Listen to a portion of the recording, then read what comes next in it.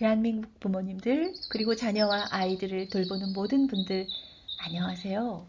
황옥경의 쉐어런팅 팁톡스 오늘 이야기를 시작합니다. 오늘은 세 번째 에피소드 관계, 부모란 무엇인가에 대한 대답의 두 번째 이야기인데요. 이 두 번째 이야기의 주제는 성공적인 관계를 위한 팁을 여러분들과 나누고자 합니다.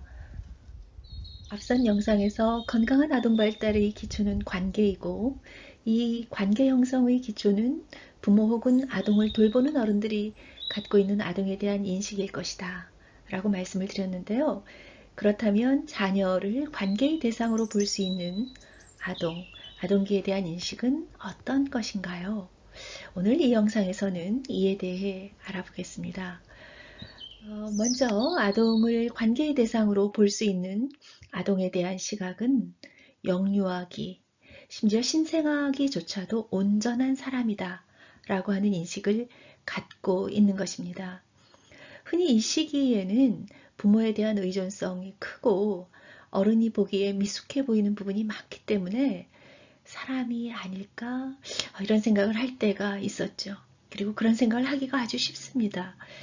과거 제가 어릴 때만 해도요, 어른들께서 태어난 아가들, 신생아들 혹은 유아들을 보시면서 에고 언제 커서 사람 노릇할래?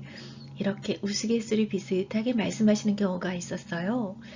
물론 이 말씀의 이면에는 아이고 부모 역할에 대한 고단함 등 여러 의미를 포함하고 있는 것인데요. 그런데 이런 시각들은 어른들이 아동을 관계의 대상으로 보기 어렵게 만드는 하나의 요인이 됩니다.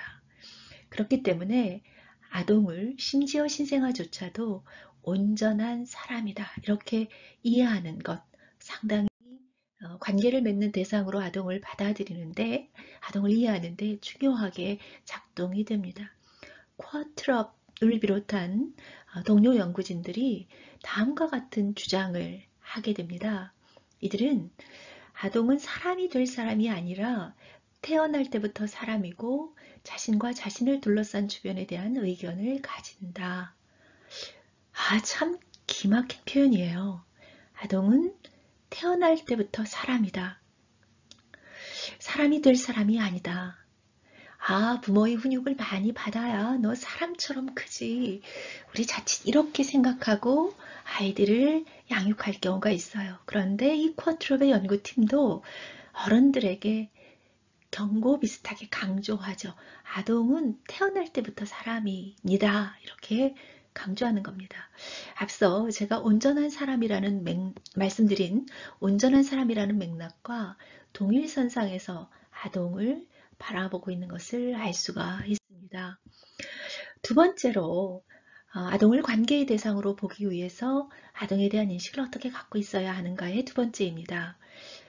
아동은 영유아는 미숙한 존재고 어른은 성숙한 존재다. 이렇게 이해하는 이분법적 사고를 극복해야 합니다. 혹시 여러분들 이 영상을 들으시는 분들께서도 아이들은 미숙해, 어른은 성숙해 이렇게 이분법적으로 나누어서 아동과 어른을 갈라치기 하는 생각을 갖고 계실까요?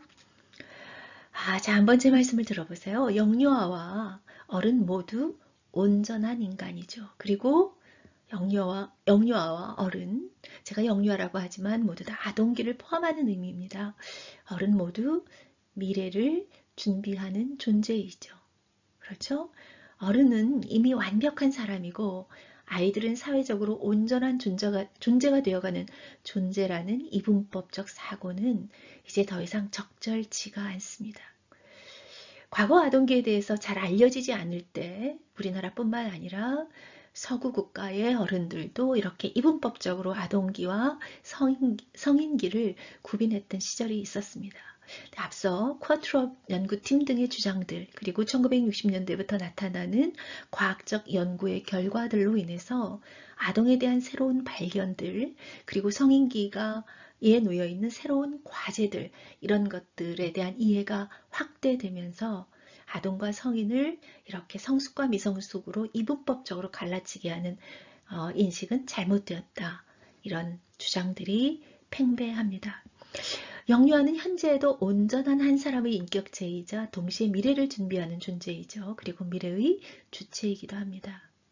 그리고 성숙하다고 믿는 어른도 완전하지 않고 여전히 본인에게 닥칠 변화에 대비해서 또한 미래를 준비해야 합니다. 그게 삶이잖아요. 그리고 사실 저와 여러분들 모두 포함해서 어른이라고 해서 우리 모두가 다 어떤 성숙한 경지에 이르지는 못했지 않습니까? 그런 사실을 우리 모두가 다 알고 있는 사실이죠. 그렇기 때문에 아동과 어른을 성숙과 미성숙의 이분법적 사고로 분리해서 구분해서 생각하는 이 사고를 버리시는 것이 두 번째 아동기에 대한 새로운 인식입니다. 세 번째인데요. 세 번째는 영유아도 영유아조차도입니다. 영유아 아동 모두 다 의미 있는 의사결정을 하는 역량을 갖고 있다라는 것을 이해하셔야 합니다. 아동이 자신의 생각을 말할 때 아동의 의사 표현을 귀담아 듣고 왜 그런 생각을 하는지 이유를 알아보고 최선의 결정에 대한 생각을 함께 나누는 것이 아주 중요하죠. 왜냐하면 아동도 자기 경험과 그동안의 지식 그리고 감각에 기반해서 모아온 생각들이 있잖아요. 그런 생각들을 어떤 특정 순간에 되면 어른들 상황에 맞게 본인도 참여해서 자기의 생각을 의사 표현이라는 행위로 말하는 거거든요. 그래서 아이들이 이러죠. 장화 신을래? 햇빛이 짱짱 찌는데도요. 치마 입을래? 날씨가 너무 추운데도요. 태권도 배울래? 얘는 이미 유도도 하고 뭐 스포츠 많이 하고 있는데요. 나 책 읽을래? 지금은 다른 거 뭐 글도 좀 읽고 이랬으면 뭐 이렇게 공부 산수도 보고 뭐 이랬으면 좋겠는데 책 읽을 거야. 그림 그릴 거야. 축구하고 싶어. 또 양말을 기어이 짝을 맞춰서 넣어놔도 꼭 양말 짝을 다르게 신고 나타나거나 이런단 말이죠. 자기 생각을 말하고 그게 실상 생활에서 어떻게 적용될 수 있는지 해보고 싶은 겁니다. 그러니 생각을 말할 때 귀담아 듣지 않고 소홀하게 여기고 아니면 과장된 허풍으로 전혀 진정성을 갖지 않은 채 말을 받아주게 되면 이런 어른들의 반응이 오히려 아동에게 속상함을 줘서 아동과의 관계를 어렵게 할 수 있습니다. 왜냐하면 아이는 자기가 한 사람으로서 자기의 생각이 존중받고 있다고 느끼지 못하거든요. 네, 소홀하게 귀담아 안 듣고 소홀하게 여기거나 아니면 귀담아 듣지 않는 거 분명히 알겠는데 허풍스럽게 그래 뭐 이렇게 하는 것 모두 다 내가 말한 내가 말한 선택한 의사결정이 아주 하찮은 거구나 이런 생각을 갖게 된다는 겁니다. 그러니 영유아 아동은 모두 자기 생각을 갖고 있고 표현할 수 있고 그리고 의사결정을 할 수 있도록 해야 합니다. 부모님들께서는 이 사실을 염두에 두시고요. 이 사실을 기억해서 아이를 양육할 때, 아동과 상호작용하고 시간을 함께 공유할 때 행동으로 옮기실 수 있어야 합니다. 자, 그런데 아동에 대한 이러한 새로운 인식을 잘 알고 계시는 분들도 계실 거고요. 오늘 처음으로 이런 이야기를 듣게 되시는 분들도 계실 텐데요. 근데 이러한 인식에도 불구하고 자녀를 관계의 대상으로 보지 않고 자꾸 내 훈육으로 받아들여. 뭐 부모님들께서 이렇게 행동하는 여러 가지 이유가 있습니다. 너무 바빠서 그러시기도 하고요. 그리고 얼른 빨리빨리 얘가 자라줬으면 좋겠고 내가 다른 거 뭐 하고 싶은 이거 하고 싶기도 하고 뭐 이런 여러 가지 부모의 욕구 때문에 이렇게 반응하실 수도 있는데요. 어찌되었든 관계의 대상으로 아이를 자꾸 보지 않고 자꾸 내 훈육으로 받아들여서 관계가 위험에 처하게 되는 경우들이 많이 있어요. 이러한 관계의 위험에서 벗어나고 아동을 부족한 존재로 보는 내가 갖고 있는 낡은 인식, 그래도 애잖아요. 그래도 아직 모르는 게 많잖아요. 배우는 게 많잖아요. 물론 모든 걸 다 알 수 없죠. 근데 이렇게 다시 한번 생각해 볼까요? 모든 걸 다 아는 사람은 없죠. 그쵸? 네, 그게 바로 이제 역지사지의 생각인데요. 이렇게 낡은 아동에 대한 인식을 바꾸고 아동을 관계의 대상자로 보지 못할 때 그 관계의 위험을 벗어날 수 있는 방법 첫 번째 팁입니다. 역지사지입니다. 아동의 입장을 생각해 보는 것이죠. 얼마 전 저는 길을 건너는데 횡단보도를 건너는 내내 아이고, 안타깝게도 엄마로부터 크게 야단을 듣는 초등학교 저학년 여아를 본 적이 있어요. 그 장면을 보면서 에고 어쩌지 저렇게 하지 않으시면 더 좋을 텐데 하면서 옆에서 듣기만 할 수밖에 없었는데요. 이럴 때 이렇게 생각하시면 어떨까 싶습니다. 사람 많은 공공장소에서 부모인 내게 누군가가 크게 화를 내고 야단을 하면 부모인 나도 얼마나 창피하고 부끄러울까. 근데 사실 이런 부분에 대해서도 연구들이 있거든요. 부모들이 공공장소에서 아이에게 야단하고 크게 화를 내는 이유가 아이가 뭔가 잘못하는 듯 행동하면 나는 잘 가르치는 부모예요. 이렇게 보이고 싶은 욕구가 있다고 하네요. 그런 연구 결과도 있습니다. 아무튼 이런 상황이 됐을 때 얼마나 창피하고 부끄러울까 아이의 입장을 한번 생각해 보시고 내게 그런 일이 생기면 참기 어려울 거야 라고 생각하시면 아이에게 그렇게 강하게 하고 싶던 행동이 조금 수그러들 수 있겠죠. 아주 짧은 순간이면 됩니다. 역지사지. 그 상황을 나 자신에게 대입해 보시면 아이와 관계를 손상시키는 행위를 하지 않을 수 있습니다. 오히려 마음이 차분해지고 아이에게 조근조근 설명할 수 있는 마음 공간도 생겨나실 수 있겠죠. 그러면 아동에 대한 낡은 인식도 벗어나게 됩니다. 두 번째 팁입니다. 두 번째 팁은요. 아동도 부모인 나, 보호자인 나와 똑같은 사람으로 존중받아야 한다. 아동의 존재가 존중받아야 한다는 생각입니다. 이런 생각을 늘 떠올리셔야 합니다. 아, 여러분도 늘 누군가로부터 존중받으셔야 하고 존중받고 싶잖아요. 여러분의 존재 자체를 내 아동도 동일한 입장이라는 겁니다.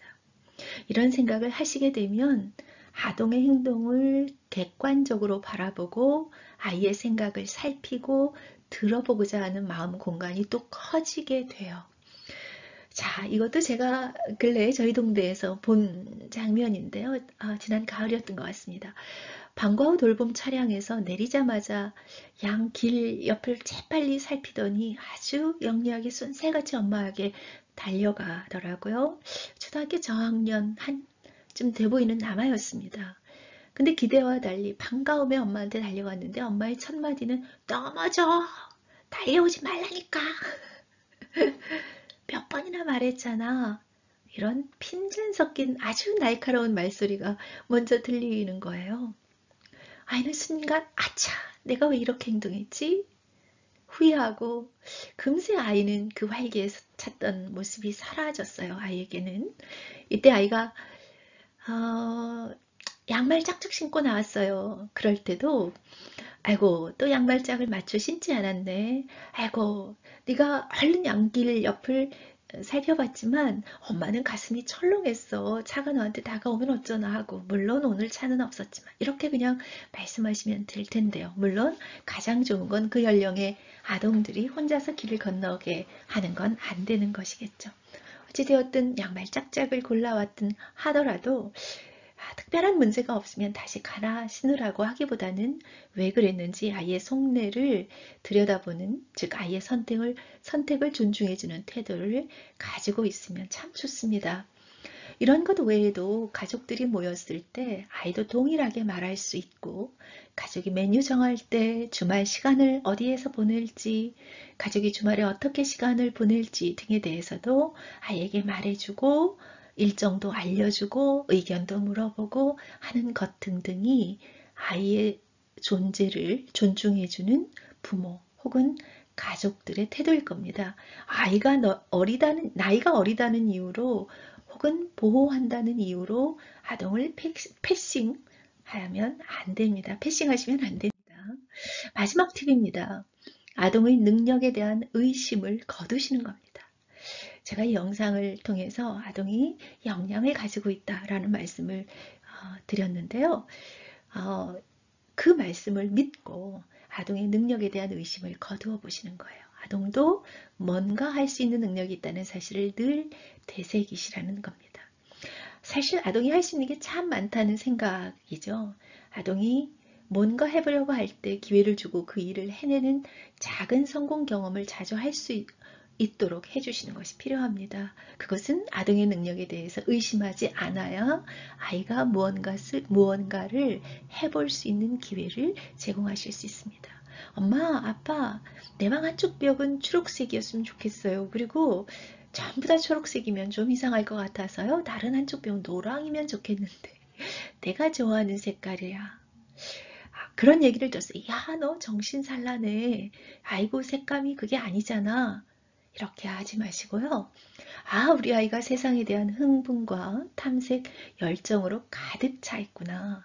그래서 그 마음을 자기 방 벽색에 투영하고자 하니 그 아이가 그 열정, 세상에 대한 호기심, 관심, 살고자 하는 긍정적 에너지, 이것으로 가득 차 있는 그 스팀된 그 마음에 반응을 해주셔야 되는데 그 스팀을 빼버리는, 우리 소위 말해서 뭐라고 하죠? 김을 확 새게 하는, 김을 확 빼버리는 그런 반응을 하시지 않아야 아동의 역량을 의심하지 않는 부모가 되실 수 있습니다.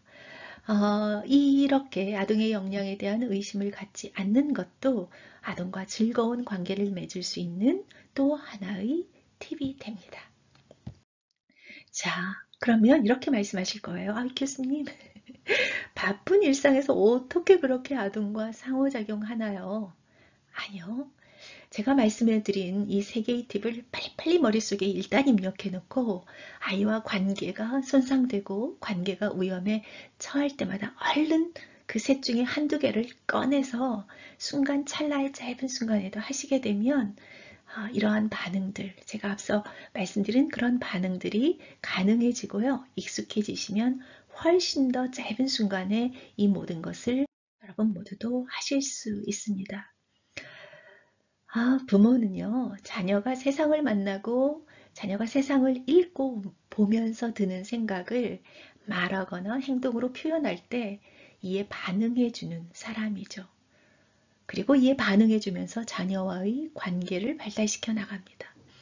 아이는 세상이 어떤 곳인지 알아가는 과정에 있기 때문에 경험 부족으로 실수를 연발할 때가 많아요. 하지만 어떤 때는 기막힌 해법과 상상력으로 부모를 놀랍게 할 때도 있습니다. 이 과정에서 부모는 아이가 누구인지 아이를 만나는 경험을 하시죠. 아이 역시 자신의 부모를 만나고 알아갑니다. 일상의 경험을 아이와 부모가 함께 하면서 둘 사이의 관계의 밑둥이 생기고 커가는 것입니다. 그게 아이와 부모가 만나고 관계하는 겁니다. 사실 부모의 주요 역할 중 하나는 자녀에게 불안정한 감정을 표현할 만한 안전한 장소가 되어주는 겁니다. 부모가 그렇게 하신다는 거예요. 그리고 자녀가 실패와 불확실성에 불안해할 때 그에 잘 견뎌낼 수 있다, 극복할 수 있을 거라고 말해주는 것이 그게 부모이죠. 물론 자녀의 다채로운 생각을 들어주고 같이 흥겨워하고 그게 뭔데 하면서 같이 신나하는 것, 이것도 부모가 할 수 있는 것입니다. 상상만 해도 즐거운 거죠. 이런 신뢰롭고 안정적인 관계가 사실 가장 아름다운 관계이죠. 부모, 아동 모두가 살아가는 심리적 힘의 바탕이 되는 그런 관계입니다. 부모가 자녀와 함께하는 일상생활은 자녀의 어린 시절이 되죠. 부모는 이 사실을 기억하고 자녀가 관계의 대상이라는 인식을 키워 나가실 수 있어야 합니다. 아동 혹은 아동기에 대한 인식과 제가 오늘 영상에서 말씀을 드린 팁을 활용해서 자녀를 관계의 대상으로 보시고 즐거운 관계를 만들어 나가시면 참 좋겠습니다. 자녀를 양육하는 순간이 어려움과 갈등으로 가득 차고 심지어 고통스럽지 않고 부모와 자녀가 유쾌하고 즐거운 관계를 만들어 나가실 수 있으면 참 좋겠습니다. 그보다 더 좋은 바람은 없을 것 같습니다. 자, 오늘 영상은 여기까지입니다. 다음 영상에서는 관계의 대상이 된 아동에게 나타나는 놀라운 결과에 대해서 말씀드리고 싶은데요. 제 마음 한켠에는 아동 놀이에 대해서도 빨리 알려드리고 싶다, 이런 생각이 좀 많이 있어서요. 어떤 주제부터 다루어야 하나 아직 고민을 하고 있네요. 아무튼 다음번 영상에서는 더 유익한 주제로 여러분을 찾아뵙겠습니다. 오늘 청취해주신 여러분 모두 감사드리고요. 다음 영상에서 만나 뵐 때까지 안녕히 계십시오.